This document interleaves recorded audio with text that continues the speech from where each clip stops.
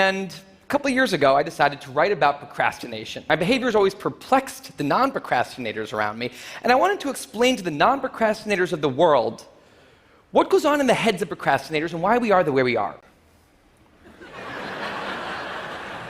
Now, here's my brain.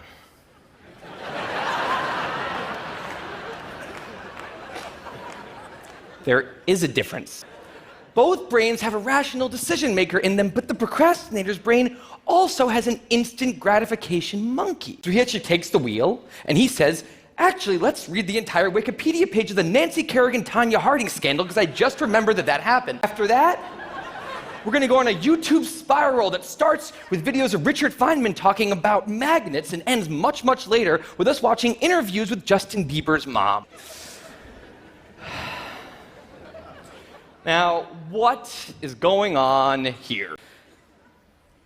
The instant gratification monkey does not seem like a guy you want behind the wheel. He has no memory of the past, no knowledge of the future, and he only cares about two things: easy and fun. But other times, it makes much more sense to be doing things that are harder and less pleasant for the sake of the big picture, and that's when we have a conflict. And for the procrastinator, that conflict tends to end a certain way every time, leaving him spending a lot of time in this orange zone, an easy and fun place that's entirely out of the make sense circle. I call it the dark playground. Now, the dark playground is a place that all of you procrastinators out there know very well.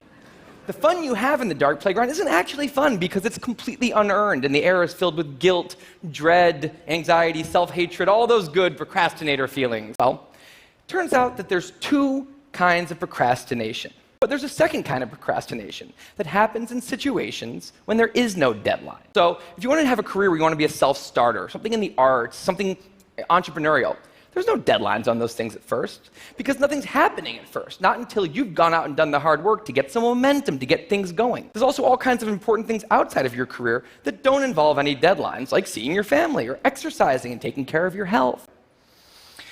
And it's this long-term kind of procrastination that's much less visible and much less talked about than the funnier, short-term, deadline-based kind. It's usually suffered quietly and privately, and it can be the source of a huge amount of long-term unhappiness and regrets. It's that long-term procrastination has made them feel like a spectator at times in their own lives.